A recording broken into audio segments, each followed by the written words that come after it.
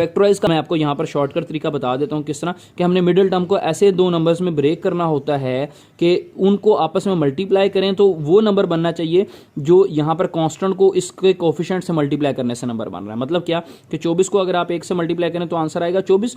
तो middle term को हमने ऐसे दो नंबर्स में ब्रेक करना है कि उन दोनों को आपस में मल्टीप्लाई करें कि जो ये 24 बने और आपस में प्लस करें या माइनस करें तो ये दरमियान में जो आ रहा है नंबर वो बनना चाहिए। तो अस्सलाम वालेकुम dear students, welcome back to another video.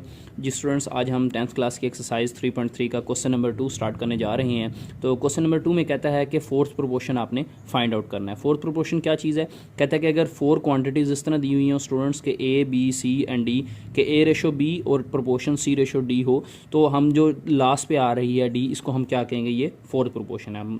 अब इसका क्या मतलब है? मिसाल के तौर पर ये क्वेश्चन नंबर 1 है। जैसे अब क्वेश्चन नंबर 1 में हमें कह रहा है कि 5, 8 और 15, तो इसका फोर्थ प्रोपोर्शन निकालना है। तो आप लोगों ने क्या करना है? सबसे पहले आप लोगों ने अपने पास से जो है ना इसको फोर्थ प्रोपोर्शन के लिए आप लोगों ने जो है वो x ले लेना है, y ले लेना है या z या t, जो आप लेना चाहें वो आप लोग यहाँ पर यूज़ कर सकते हैं। तो देखें मैं यहाँ पर क्या यूज़ कर रहा हूँ, यहाँ पर मैं x यूज़ कर लेता हूँ फोर्थ वैल्यू के लिए, 1, 2, 3 और ये चौथी वैल्यू यहाँ पर मैंने क्या ले ली? x ले ली। तो आप जो भी यूज़ करना चाहें कर सकते हैं। अब इसको आपने प्रोपोर्शन की शक्ल में लिख लेना है 5/8 प्रोपोर्शन 15/x। मतलब ये कि 4 रकमें आ गई तो 4 रकमों में क्या तरतीब यही होगी? 5, 8 और फिर 2, 4 नुक्ते, फिर 15 और फिर x आ गया आपके पास। तो अब देखें हमने इसको सॉल्व करने का पीछे भी तरीका पड़ा पिछले क्वेश्चंस में, क्या कि product of extreme is equal to product of mean. मतलब ये कि ये नुकरों वाले को हमने इससे मल्टीप्लाई कर देना है और ये जो सेंटर में आ रही हैं वैल्यूज़ इनको हमने आपस में मल्टीप्लाई कर देना है। तो देखें प्रोडक्ट ऑफ एक्सट्रीम का मतलब कि ज़रब देनी है, मल्टीप्लाई करना है किसको? एक्सट्रीम्स को। तो ये एक्सट्रीम है और ये एक्सट्रीम, तो 5 मल्टीप्लाई यहाँ पर क्या हो जाएगा? 5 मल्टीप्लाई x हो जाएगा। और प्रोडक्ट ऑफ मीन में स्टूडेंट्स क्या हो जाएगा? 8 मल्टीप्लाई 15 हो जाएगा। तो 8 मल्टीप्लाई 15, यहाँ से हमने x निकालना है। देखें तो ये 8 मल्टीप्लाई 15 यहाँ पर एज इट इज़ रहा, ये 5 जो इधर मल्टीप्लाई हो रहा था इधर x के नीचे, x के साथ यहाँ पर इधर आके क्या हो गया? डिवाइड हो गया। तो अब यहाँ कैंसिल करें, 5 1 ज़ार 5, 5 3 ज़ार 15 और 8 3 ज़ार आप लोगों को पता है कितना होता है? 24। तो यहाँ पे स्टूडेंट्स हमारे पास x का जो आंसर निकल आया वो क्या निकल आया? 24। तो ये हमारा क्वेश्चन नंबर 2 का फर्स्ट पार्ट जो है 5, 8 और 15 ये हो गया। अब देखें स्टूडेंट्स, इसमें से जो इंपॉर्टेंट क्वेश्चन है वो मैं आप लोगों को बता दूं, जो पेपर में आ जाते होते हैं वो पहला क्वेश्चन है, ये इंपॉर्टेंट है, और उसके बाद ये सेकंड क्वेश्चन ये भी आ जाता है पेपर के अंदर, और ये फोर्थ पार्ट भी और ये फिफ्थ पार्ट भी। तो ये मेन क्वेश्चन है, इंपॉर्टेंट है, लेकिन मैं आपको जो है मेजॉरिटी इसमें से करवा दूंगा, कोई एक आधा जो है वो मैं नहीं करवाऊंगा, वो आप लोगों ने खुद ट्राई करना है।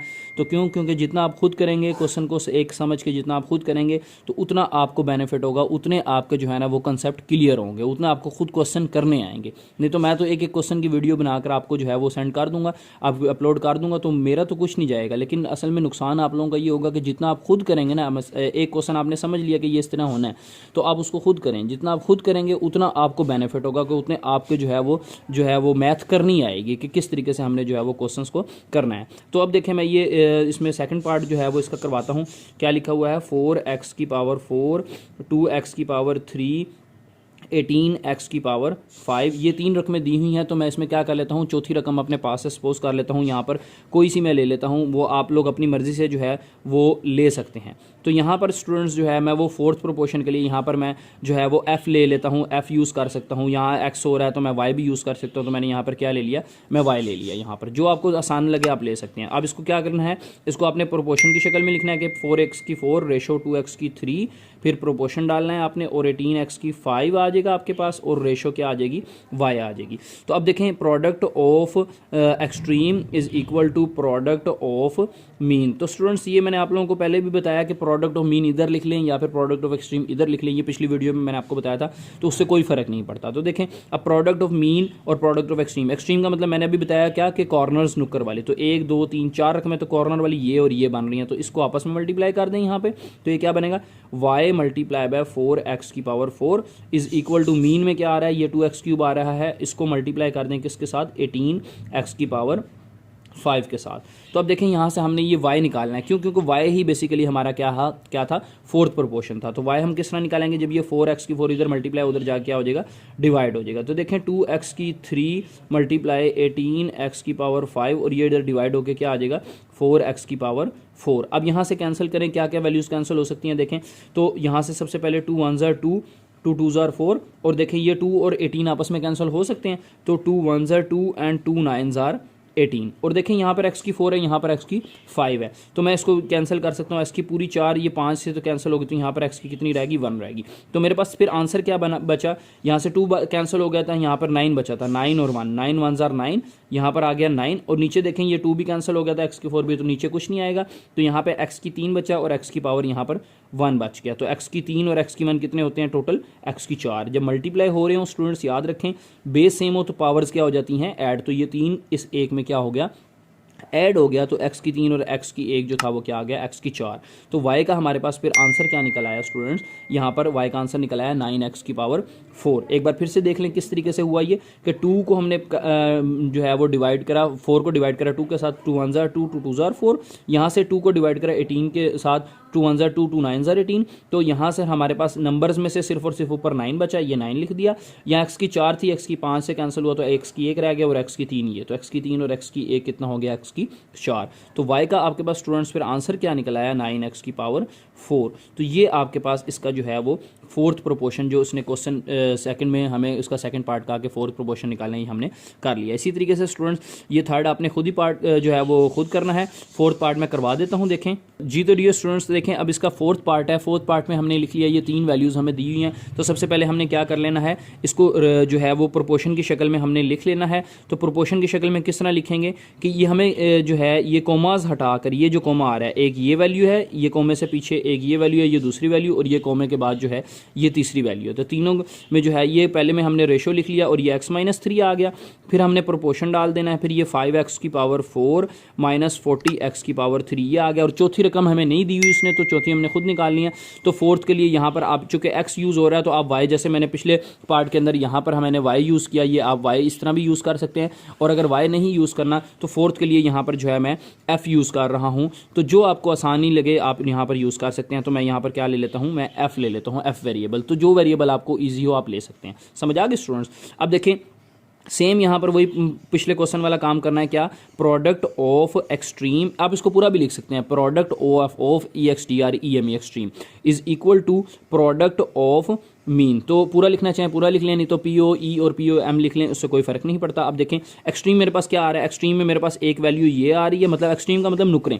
तो एक नुक्कर पे ये आ रही है वैल्यू, एक ये, किस तरह, क्योंकि देखें ये 4 वैल्यूज़ हैं, एक ये दूसरी वैल्यू, फिर ये तीसरी और ये F वाली चौथी। तो ये इस नुक्कर पे आ रही है लेफ्ट वाली और ये जो है वो राइट वाली नुक्कर पे। तो ये इस वाले से आपस में क्या होंगी, मल्टीप्लाई, एक्सट्रीम के अंदर प्रोडक्ट होंगी। तो मैं इसको ज़रब दे लेता हूँ, देखें f मल्टीप्लाई ये x² माइनस 11x प्लस का 24 आ गया is equal to a product of mean. Mean में स्टूडेंट्स कौन सी 2 वैल्यूज़ आ रही हैं, एक ये वैल्यू दरमियान में आ रही है और एक ये वैल्यू दरमियान में आ रही है। तो इन दोनों को आपस में ज़रब दे लें तो x-3 ये मल्टीप्लाई हो जाएंगे 5x की पावर 4 माइनस का 40x की पावर 3 इससे। अब देखें मैंने यहाँ पे क्या निकालना है, f निकालना है। f क्या, fourth proportion, f stand for fourth, FORTH या जो भी इसके स्पेलिंग होते हैं। तो इसीलिए मैंने यहाँ पर क्या ले लिया, f ले लिया। तो देखें अब ये f मैं इधर ही रहने दूंगा, मुझे ये वैल्यू जो आ रही है ये f के साथ मल्टीप्लाई हो रही है, उधर जाके क्या हो जाएगी, डिवाइड हो जाएगी। तो ये ऊपर इसी तरह लिखा रहने दें x-3 और यहाँ पर देखें जो है ये भी फिलहाल मैं इसी तरह लिखा रहने देता हूँ 5x की 4 माइनस 40x की पावर 3। और ये जो वैल्यू इधर मल्टीप्लाई हो रही थी f के साथ, ये इधर आके क्या हो जाएगी, नीचे डिवाइड हो जाएगी। तो यहाँ पर इसको लिख लें x² माइनस 11x प्लस का 24। अब देखें स्टूडेंट्स यहाँ पर जो है मैं कैंसलेशन करूँगा, लेकिन कैंसलेशन से पहले मुझे जो है कुछ कॉमन लेना पड़ेगा। क्या, यहाँ से देखें ये 5 और यहाँ 40, तो 5 और 40 में से जो है 5 कॉमन आ सकता है, क्योंकि 5 1 ज़ार 5 और 5 8 ज़ार कितना होता है, 40 होता है। तो देखें यहाँ पर मैं पहले 5 बाहर लिख लेता हूँ और देखें यहाँ x की 3 है और x की 4 है। तो छोटी वैल्यू क्या, 3 है, तो इसमें 4 को हम ब्रेक करके लिख सकते हैं ना, 3 और 1। तो x की 3 मैं यहाँ से कॉमन ले लूँगा दोनों में से। तो अब देखें, जब मैंने इस पूरी रकम में से स्टूडेंट्स 5x की 4 लिखा हुआ था, मैंने 5x की 3 बाहर ले लिया, तो देखें 5 बाहर चला गया, x की 4 थे, x की 3 बाहर चला गया, यहाँ पर क्या आ गया, x रह गया माइनस। अब 5 कितने बार 40 होता है, 8 बार, तो 5 8 40 आ गया, और x की 3 था ये मैंने बाहर लिख दिया, तो यहाँ पर क्या बच गया, 8 रह गया। मतलब क्या हुआ कि इस पूरी रकम में से मैंने जब 5 बाहर लिया तो 5 कितने 40, 5 8 बार 40, तो 8 लिख दिया, और x की 3 ये जो था ये मैंने बाहर ले दिया, तो यहाँ पर क्या खाली रह गया, 8 रह गया। क्यों? क्योंकि इसमें से 40 में से जब 5 पर डिवाइड करें तो क्या आता है, 8 आता है। तो अब देखें ये जो मेरे पास नीचे डिनोमिनेटर में आ रही है, इसको मैं क्या कर लेता हूँ, फैक्टराइज कर लेता हूँ। तो स्टूडेंट्स देखें, फैक्टराइज का अगर आपने नहीं तरीका देखा तो उसकी पिछली वीडियोस में मैंने फैक्टराइजेशन भी बताई हुई है, तो मैं आपको यहाँ पर शॉर्टकट तरीका बता देता हूँ किस तरह कि हमने मिडिल टर्म को ऐसे दो नंबर्स में ब्रेक करना होता है कि उनको आपस में मल्टीप्लाई करें तो वो नंबर बनना चाहिए जो यहाँ पर कांस्टेंट को इसके कोफिशिएंट से मल्टीप्लाई करने से नंबर बन रहा है। मतलब क्या कि 24 को अगर आप 1 से मल्टीप्लाई करें तो आंसर आएगा 24। तो मिडिल टर्म को हमने ऐसे दो नंबर्स में ब्रेक करना है कि उन दोनों को आपस में मल्टीप्लाई करेंगे जो ये 24 बने, और आपस में प्लस करें या माइनस करें तो ये दरमियान में जो आ रहा है नंबर वो बनना चाहिए। तो देखें मैं 11 को ब्रेक कर सकता हूँ 8 और 3 में, तो 8x और 3x मैंने लिख लिया। तो अब देखें क्यों, क्योंकि 8 3 जार कितना होता है 24। तो अब देखें, अब मैंने यहाँ पर साइन लगाने हैं, यहाँ पर क्या साइन आएगा और यहाँ पर क्या साइन, मैंने ये पिछली वीडियो में बताया कि यहाँ पर जो मिडिल टर्म के साथ जो साइन होगा वो हमेशा इन दोनों में से बड़ी वैल्यू के साथ आएगा। बड़ी वैल्यू 8 है या 3, आप लोगों को पता है 8 है, तो माइनस यहाँ पे आ गया। अब यहाँ पर जो प्लस होगा ना, जो कांस्टेंट टर्म के साथ अगर प्लस है तो इसका मतलब ये इंडिकेट करेगा कि इन दोनों के साइन आप लोगों ने क्या लगाने हैं, सेम लगाने हैं। तो यहाँ माइनस है, फिर ऑटोमेटिकली यहाँ भी क्या आएगा, माइनस। अगर यहाँ प्लस की जगह माइनस होता ना स्टूडेंट्स, तो इसका मतलब था कि इन दोनों के साइन आप लोगों ने क्या लगाने हैं, ऑपोजिट लगाने। तो यहाँ माइनस लगा दिया था तो फिर यहाँ क्या लगता, प्लस लगता, लेकिन यहाँ पर प्लस है तो इस वजह से इन दोनों के साइन हमने क्या लगाने, सेम लगाने। अब इसको दोबारा से कंबाइन करके देखें तो कंबाइन करने से ये 11 बन भी जाएगा। देखें 8 और 3 माइनस माइनस आर प्लस, तो 11 और साइन बड़ी वैल्यू वाला माइनस का 11, तो दोबारा से ये -11 बन रहा है। तो स्टूडेंट्स याद रखें, जब भी किसी मैथ के अंदर कोई स्टेप करें आप अगला स्टेप और उससे आप पिछला बैक स्टेप बना सकें तो इसका मतलब ये होता है कि आपने वो स्टेप ठीक किया। तो अब देखें इसको हम सॉल्व करते हैं। तो x माइनस 3 मैंने एज इट इज़ रहने दिया, और यहाँ से ये 5x3 भी एज इट इज़ और x माइनस 8 भी एज इट इज़। अब देखें मैं अब मेरे पास नीचे 4 रकमें लिखी हुई हैं, कौन कौन सी, एक ये एक ये एक ये और एक ये। तो मैं चारों में से दो में से अब कॉमन लूँगा, तो यहाँ x² माइनस 8x है, इसमें से मैं x कॉमन ले लेता हूँ। तो x की 2 में से एक x बाहर चला गया, x रह गया, माइनस 8x में से जब x बाहर चला गया तो क्या रह गया आपके पास, 8 रह गया। अब इन दो रकमों में से आपने क्या कॉमन लेना, माइनस का 3 कॉमन ले लें। माइनस का 3 कॉमन लेंगे तो 3x में से -3 बाहर चला गया, x रह गया।